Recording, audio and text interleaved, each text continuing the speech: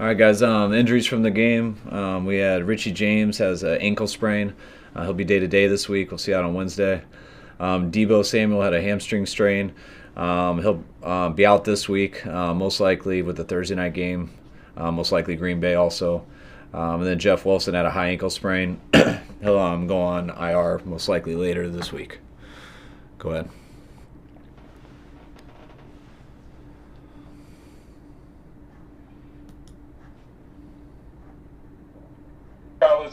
What's the status of Kevin Coleman? Could he be back this week for you guys? Or Hope so. I'm not sure yet, though. I mean, I know he can't go today. Be surprised if he gets out there fully for Wednesday, but I think that'll be a late in the week decision.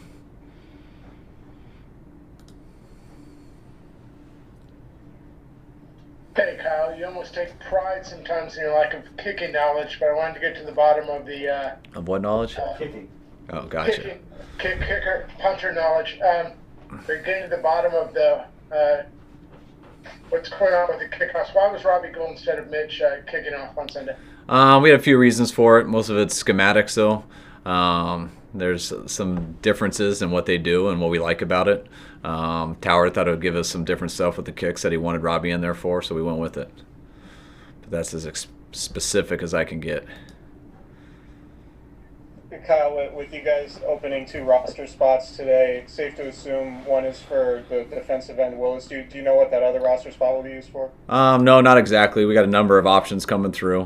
We also are probably going to get another one open with most likely Jeff Wilson going on IR also. So, but no, Willis is the only thing for sure that we're adding, and we'll see how this week goes. Hopefully, we can get K1 back, possibly Tevin too. We'll see how it plays out. Kyle, Fred Warner's been used a lot in coverage. Was that something that you saw from him when you were looking at him before the draft? I mean, yeah, before the draft, it was easier to see him in that stuff than truly playing linebacker. I mean, they played him as basically a nickel back in college, so we didn't have any clips of him outside the box. So he always played as an outside backer, which basically was a nickel. The same thing like K1 does for us and what Jamar did last night. So that was the easier thing to see him do. It was harder to project him inside, which he's been pretty good at doing that since he's been here. So he's having a hell of a year. Kyle, how much do you lose when Deebo Samuel's not on the field? It seems like even when he's not getting the ball, just when he goes in motion, opposing defenses freak out a little bit. Yeah, I mean, Deebo is a huge part of our offense, huge part of our team. I mean, when you have a threat of someone who can hurt you, whether it's blocking, whether it's catching, or whether it's running, that always is an issue for defenses. I truly believe I've always kind of said this with offenses. The mentality of a receiver group can really add to the mentality of your offense because, I always feel running backs, linemen don't have a choice. They have to be physical all the time. And receivers somewhat do have a choice. They can get away with a little bit. And the physicality our receivers bring to the game, and starting with Deebo, really helps our offense. And, we'll miss him when he's out, that's for sure. Kyle, this is a bit random, but kind of follows up, and I apologize if it's stupid, but a lot of your guys talk about yards after catch and the fundamentals that you teach in terms of drop stepping and some of those things. Can you tell me how you coach something like that? Is it like looking like, post players in basketball? Like, is that kind of what you're talking about with drop steps? And what are kind of the finer teaching points of coaching that up? Just the fastest way to go north and south. Drop step, we've said it a lot of ways. We used to say turn in your shadow, but then that kind of didn't work because shadows were all over the place based off the sun. Sometimes people take you too literally, but drop step is to go exactly, if you're facing the quarterback, is to drop step and go exactly that way when you turn around and get up the field.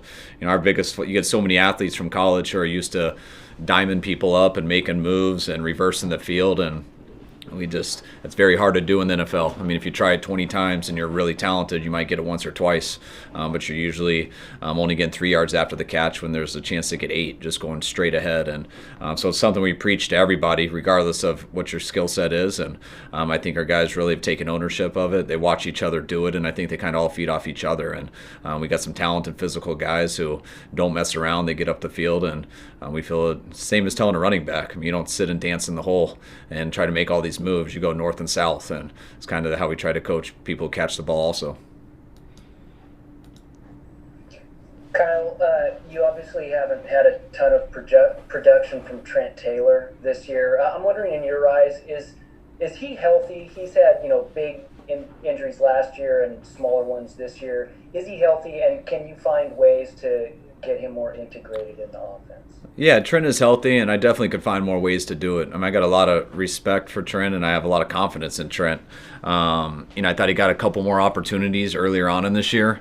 But we think Bourne has played at a pretty high level, and we thought he played at a very high level last year too. And once Deebo and Ayuk got healthy and they got back, it was a tough decision. We didn't want to have to take Bourne off the field. We felt he had earned that, and he does some good things in our what we call the F role that Trent does too. So that kind of wasn't really as much about Trent. It was about Ayuk and Deebo coming back, and we felt that KB had earned the right to stay out there. So Trent has still been our fourth guy. Using him and Richie depending on the spots, and we get them in there. But anytime that does happen, you lose a lot of your opportunities. But I know Trent's ready. Once his opportunity comes up, my confidence in Trent hasn't changed at all. It's just been more about the other guys. Hey Kyle, how do you think the safeties played yesterday, and what's latest on Ward and Tart? I thought they played very well. Those guys always come in, fly around, and hit. I call them our Goon Squad because when they come in, they're 100 miles per hour, and they're trying to run through everything, which is really fun to watch. Sometimes when you're like that, you get a little amped up and make some mistakes, and those guys limited those yesterday. They were on their stuff. They were on their reads. They never hesitated. They were a physical presence out there and didn't leave many holes in the coverage either. And then Tart and Jimmy, hoping they'll both come back this week, but they're in the same boat a lot of other guys are. We're going to try, but we really won't know till the end of the week. Hey Kyle, a couple weeks ago when you guys were struggling, I think it was George who said that he thought that once the run blocking gets more consistent, the confidence will kind of shift to the pass blocking. I'm wondering if you've seen that dynamic with your pass protection, and if so, is that going to set up some more downfield strikes moving forward? Yeah, I think. Anytime you're running the ball well, and staying balanced like we've been able to in the last few weeks, I think that adds confidence to everything. It makes guys' jobs a lot easier, not just in the run game, but also the pass game. So it's been great with the guys. Just the more healthy we got, the more consistent we have being out there, just playing through some of these games and fighting through some of how we felt a little bit. I think we've gotten over that hump, and I just think the conditioning of our team and the aggressiveness of our team has really showed, and that started in the run game. And I do think that leads to other stuff. I think it's helped us a ton in the pass game too these last couple of weeks, and depends how people play us. But I thought we had some opportunities to go down the field yesterday, hit a couple of them, and the more people want to get aggressive, the more we'll do it. But we'll take what they give us, and whether we have to go short or deep, I think our guys are pretty good at getting the yards regardless.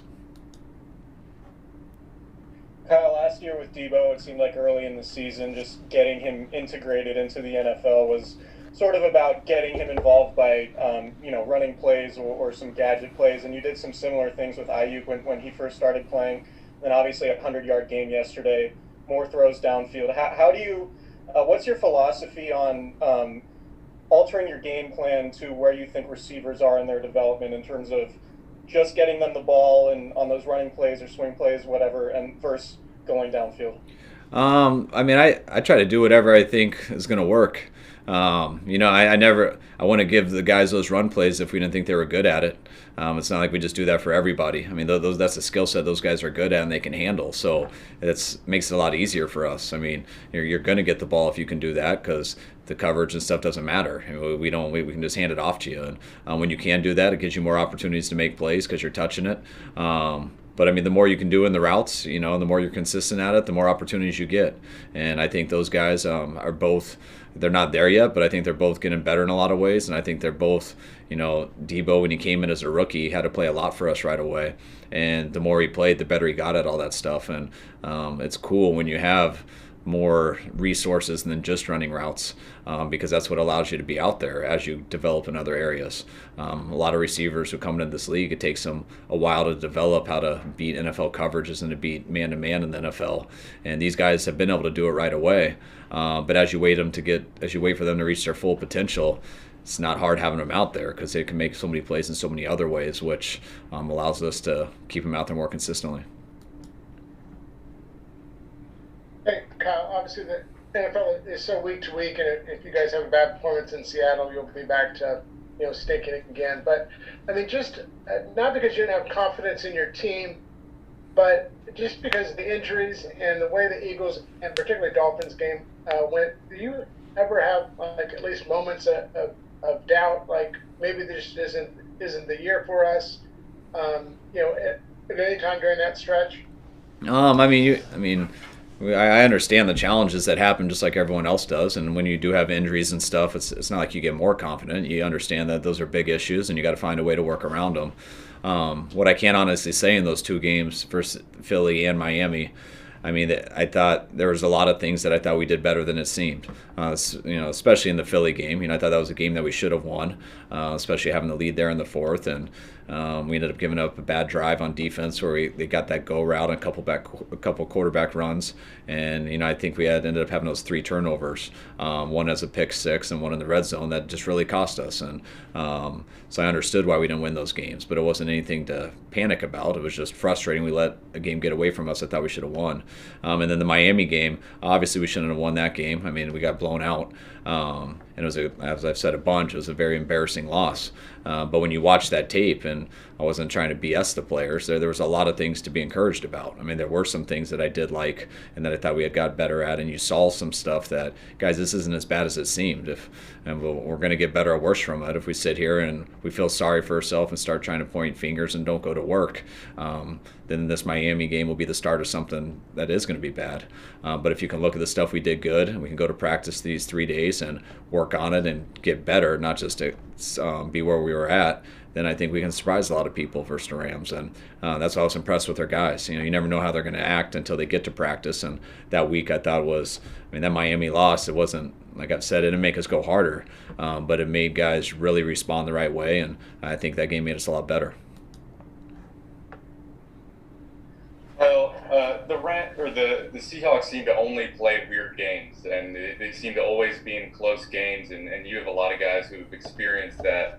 Is there any way to prepare guys, especially rookies who haven't experienced the Seahawks, for that sort of intangible weirdness that comes with playing the Seahawks in these games that always seem to be close? I'm sure we'll mention it more to him. I hadn't talked to him today about the Seahawks, but I'll start doing that on Wednesday when they get here. Our guys, they're very familiar with that. Most people in the league know that. Any game that Russell Wilson's in, no matter what happens, they have a chance. And I think that's why you see so many weird endings, that because he can always pull something out of the bag and pull something off crazy. So we've seen that a number over our years. I know people have been seeing that from him and their team since they've gotten in the league, and you saw another one last night. So our players are ready for it. It's always going to come down to the wire, regardless how that first half goes with the third quarter, and that's what you got to expect. And you try to expect that in every game, so you're never surprised by it. But you're right, it happens a lot more with the Seahawks than it does everyone else. Kyle, George spoke about enjoying being on a team with a bunch of psychopaths last night, saying that he also has heard from you that you like the players to find the dark side. Can you share that mentality that you're looking for? Yeah, I think we're at a level where everyone's pretty talented to be in the NFL, and I think what separates people is what's inside. And in order to bring that out on the football field, you got to be in a pretty aggressive mindset. It's a very aggressive sport. I don't care how tough you are. The more those hits hurt, and they hurt people. And if you sit there and you think about it and stuff, you'll ease up as the game goes. But if you can go to kind of that dark place and get your mind right, it can take you to a whole nother level. But it's a very fine line with that stuff too. I always will say, usually the most aggressive team who messes up the least will usually win. And sometimes when you're very aggressive and you're trying to go to that spot, a lot of people tend to mess up a lot. That's where you make penalties. That's where you do some stuff you shouldn't do. You don't really hear a call and just are a little over aggressive. So it's trying to find that even line of where you can take your mindset to a whole nother level, a whole nother aggressiveness, but still do your job, still execute, still not have penalties. And I think we got a lot of guys who are like that. And when they watch one guy act like that, I think they all feed off each other. I mean, you see Kittle do it a lot. Everyone does it in their own ways. You see Deebo do it a lot just in how he plays. He's usually giggling half the time, but he's still a little off out there if you watch how he plays, just like Kittle is. And you can see it with Jeff Wilson last night a bunch, and I see it on our defense left and right. So you need that from people to be successful, and the more you have almost everyone on your team like that is usually when you have a chance to have a special team.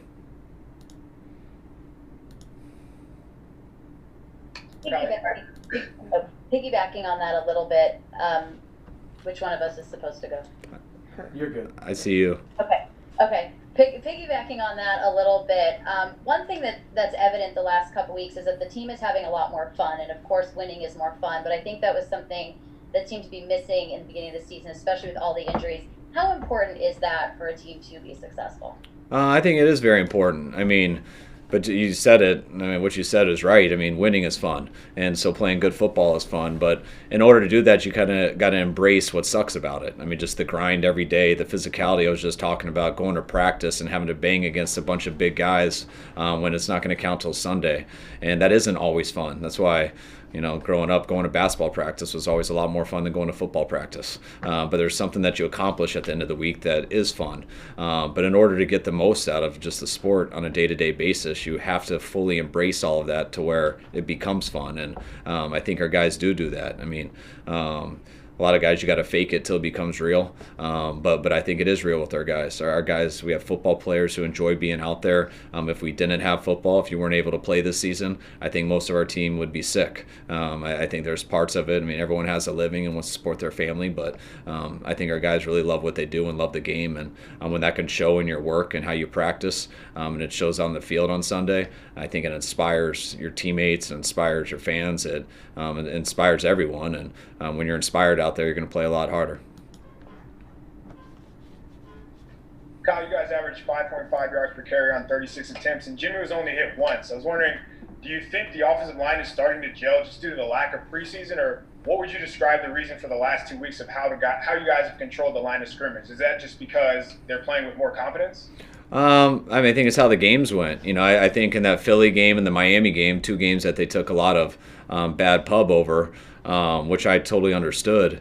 But I also, like, when I watched the tape and everything, I thought they were blocking fairly well. Obviously, with the stats and how much we got hit and stuff like that, it doesn't come off that way. But that's a little bit what I expect when you're that. When we're that one-dimensional. We're throwing the ball too much, when we're not moving the chains much on third down, we're getting into some bad situations, and that's something that from a game plan standpoint and as a team standpoint, something we're always trying to avoid. And I didn't do a great job avoiding that. Our team didn't do a great job avoiding that either those 2 weeks. And when that happens, that's my experience. That's usually what the result is. Usually your O-line's going to look bad or your quarterback's going to look bad because those are just tough situations to put them in. And I think we've done a great job as a team. The way we've all 3 phases have played together where we haven't been in that situation and committed more to the run and doing that stuff. And when that happens, usually the results are what they have been. Kyle, it seems like it was part of the game plan to get the ball into Kyle Juszczyk's hands a healthy amount of times. What does it do for the offense when he's involved in that way and not just used as a blocker? I mean, just gives him more things to worry about. I mean, I think Kyle had 4 runs, which I think was his personal record. But he's got 2 touchdowns 2 weeks in a row on the same play, which was cool for him. But Kyle, as always, I mean, the way he blocked in that game was unbelievable. The catch he made that Jimmy threw to him, Jimmy stopped that high snap and barely got it off, but Kyle able to make that diamond catch was huge. But it wasn't really a part of the game plan. You know, we always have those in, but it just depends on the situation, what fronts we're getting, how it's going, and we'll try to mix them in here and there. And it just came up with what they were playing that we liked him a couple more. And Kyle continues to do a good job when he gets his number called, though. So, Kyle, you guys were probably somewhere over the Midwest when the Seahawks were losing to the Cardinals in overtime. Were you watching the game at all? Did you watch it today? And then when you look at the NFC West standings, I imagine it's a lot more exciting to do so. And do you guys talk about the playoff picture as you're approaching the halfway point of the season? No, that's something that, and we don't have DirecTV on the plane. I'm trying to not say a bad word. I complain about it going on 4 years in a row now, so we can't watch it there. But it's not bad. We always grade our film and stuff, so it helps us for today. And no, I haven't watched it yet. As soon as I'm done with this, I'll get on to Seattle, and that's what I'll be doing the rest of until next week of this time. But no, it's way too early to look at that stuff. I mean, that's stuff that I leave for my wife and for friends and for people to do. But yeah, for you. But there's so many things that change. I'll start to watch it the last few weeks because you're trying to think of certain things and scenarios. But that's something you don't think at all about right now.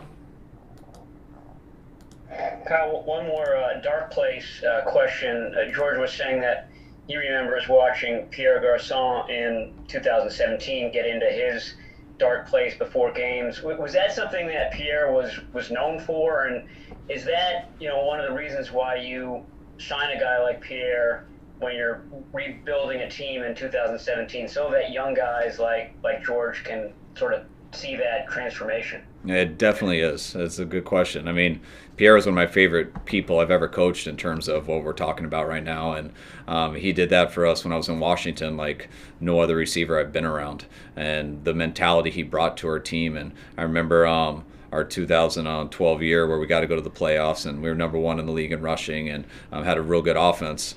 Just what Pierre brought to it week in and week out on the physicality he played with, just people don't want to mess with him. They could feel it from him. The anger he played with and the energy he played with, and that's something that is hard to get to rub off on people. But that's something why I would always. That's why Pierre always had a close spot to me, and why I wanted him here. And even though he didn't get to play here as much as I would have liked, he had some unfortunate injuries in his 2 years here. But I love that George brought that up because that's something that was my favorite thing about Pierre, and I'm glad George remembers that. Hey, Kyle, regarding Juszczyk getting the ball, he has in his past an inordinate amount of fumbles for a guy who doesn't touch the ball very much. Has that in the past made you hesitant to use him in that way? And, have you done anything as far as ball security with him? No. He's going to be so mad that you told me that. Now that I know that, we're not giving him the ball anymore. I'm just joking, but Juice will be upset about that one. No, I haven't looked into the history of it. I know when he does it for us. And something we try to talk. We talk about ball security all the time. We give a presentation on it every Thursday in the ball meeting. And his coach, every day it changes. We've gone from 5 points of pressure to like 20 points of pressure when it comes to Bobby T. So that's something that he definitely hears a ton of. Last one. Kyle, I'm sure you spoke about Jeff Wilson Jr. last night. After watching the film, how impressed were you with the anger and aggressiveness with which he ran? He was unbelievable. I mean, just you look at the second play of the game. It's a very little play. We really their backer hit the gap hard, and we couldn't crack on him. And so he hit Jeff solid for his 0-yard gain. And just watch how hard Jeff tries to get 2 more yards. Like you can't even notice it, but just what he does to get 2 more yards on the second play is why Jimmy's allowed to scramble for just a yard past the first down in the third play, which leads to the whole drive. But you can see on the second play how hard Jeff's fighting, and then watch every single play of him the whole game. I mean, every time he gets hit, it looks like the goal line is right in front of him, and he's doing everything he can to cross that. And you can see it on the field. I went and tried to talk to him during the second quarter. He barely could communicate with me because he was in that spot, so I didn't try to mess it up. But I was very happy for him and how hard he played. It was extremely unfortunate he got hurt. I know he's really disappointed in that because how good he was playing. But at least he'll be able to come back. It'll be a month most likely, but he'll be back from it. We've got one more with Chris Biederman. Hey, Kyle, I'm wondering if you had to make any special arrangements with the players, give them a day off or whatever, just given the travel, and how that impacts the start of your week. No, I mean it's nice when you're on the West Coast because even though we left at 9 at night, we got back here about 2 in the morning, so you gain those 3 hours, which allows us to get enough sleep to come into the day. It's Victory Monday, sometimes nice for those guys, but it adds to a very long Wednesday. So it's much better when we can knock some of this stuff out. We just finished up. They're going to be out of here, and we'll see them on Wednesday ready to go. And I kind of like it a little bit more that way. So right when they come in on Wednesday, it's all about Seattle, and we don't have to dress anything from the previous Sunday. Did you enjoy that video? Make sure to check out these other ones.